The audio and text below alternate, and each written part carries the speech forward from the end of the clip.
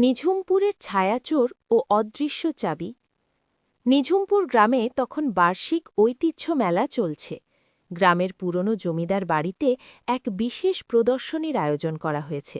সেখানে সবচেয়ে বড় আকর্ষণ হল রাজা বিজয় সিংহের আমলের একটি রত্নখচিত সোনার ঘড়ি।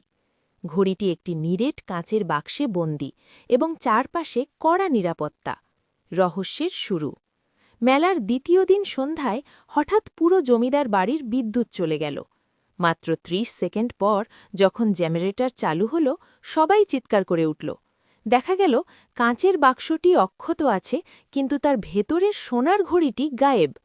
সবচেয়ে অদ্ভুত বিষয় হল বাক্সের তালা ভাঙা হয়নি, এমনকি কোনো শব্দও হয়নি। পুলিশ এসে কাউকে বাইরে যেতে দিচ্ছিল না, কিন্তু চোরের কোনো হদিশ মিলছিল না। তদন্তে ৩ বন্ধু। আরিয়ান তার পকেট থেকে একটি ছোট ম্যাগনিফাইং গ্লাস বের করল, যেটি সে সব সময় সাথে রাখে। আরিয়ান: বাক্সটা ভালো করে দেখো তো আনিকা, কোনো আঙুলের ছাপ আছে? আনিকা তার বিশেষ চশমাটা ঠিক করে: না আরিয়ান, কিন্তু বাক্সের ওপরের দিকে খুব পাতলা একটা তেলের আস্তরণ লেগে আছে, আর মেঝেতে দেখো এক টুকরো কালো সুতো পড়ে আছে। সাইমন: আমার মনে হয় চোর এখনও এই ঘরের ভেতরেই আছে, জানলাগুলো সব ভেতর থেকে বন্ধ। ক্লু উদ্ধার। সাইমন হঠাৎই লক্ষ্য করল জমিদার বাড়ির পুরনো মালি রহমত চাচা খুব ঘামছেন এবং বারবার তার ডান পকেটে হাত দিচ্ছেন। কিন্তু রহমত চাচা তো অনেক বছর ধরে এখানে কাজ করেন, তিনি কেন এমন করবেন?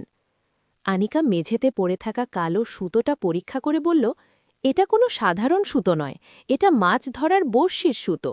আরিয়ানের হাতে থাকা সেই যান্ত্রিক ফড়িংটা আগের গল্পের আজ খুব কাজে দেবে।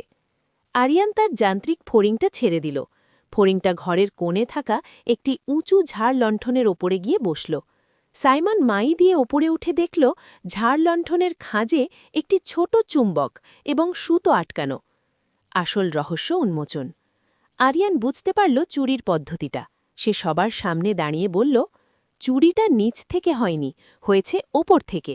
যখন আলো নিভে গিয়েছিল, তখন কেউ একজন ওপর থেকে বড়শির সুতো আর শক্তিশালী চুম্বক দিয়ে ঘড়িটি তুলে নিয়েছিল। সবাই অবাক হয়ে দেখল প্রদর্শনীর ভলান্টিয়ার হিসেবে কাজ করা এক যুবক পালানোর চেষ্টা করছে। সাইমন এক দৌড়ে গিয়ে তাকে ধরে ফেলল। দেখা গেল সেই যুবকটি আসলে একজন ছদ্মবেশী চোর। সে আগে থেকেই কাঁচের বাক্সের ওপরের ঢাকনাটা আলগা করে রেখেছিল এবং তেলের আস্তরণ দিয়ে রেখেছিল, যাতে ঘড়িটা ঘর্ষণ ছাড়াই উঠে আসে। যুবকের পকেট থেকে সেই মূল্যবান সোনার ঘড়িটি উদ্ধার করা হল। উপসংহার। পুলিশ অফিসার হাসি মুখে বললেন, তোমাদের বুদ্ধির প্রশংসা করতেই হয়। নিঝুমপুরের এই খুঁড়ে গোয়েন্দারা না থাকলে আজ গ্রামের মান-সম্মান ধুলোয় মিশত। আরিয়ান ঘড়িটার দিকে তাকিয়ে হাসল। আনিকা তার ডায়েরিতে নোট নিল। অপরাধী যত চালাকি হোক, বিজ্ঞানের সূত্রের বাইরে সে যেতে পারে না। আর সাইমন বুক ফুলিয়ে বলল,